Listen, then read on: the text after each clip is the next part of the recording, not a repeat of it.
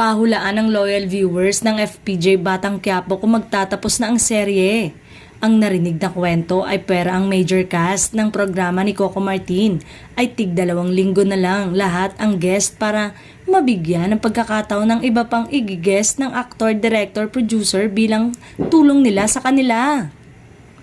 Nabanggit nga nila na sa panayam ni OG na maraming humihingi ng tulong sa kanya na mapasama sa BQ at para mapagbigyan lahat ng limitado na ang exposures nila.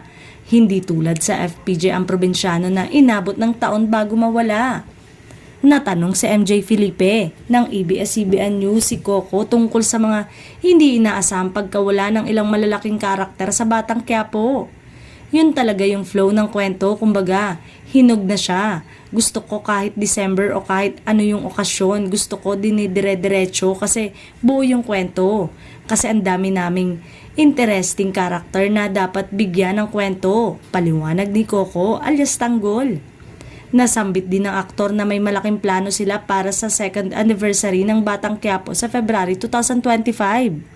Ibig sabihin nun, maganda yung naibigay nating kwento sa pagtutulungan ng lahat, sambit ni Coco. Pero syempre, hindi naman ito magagawa ni Coco o ng Team BQ kung walang tulong ng ABS-CBN at ibang subsidiaries para sa promo ng programa. In fairness, walang prangkisa ang ABS-CBN pero ang lakas-lakas ng FPJ Batang Quiapo sa Luzon, Visayas at Mindanao.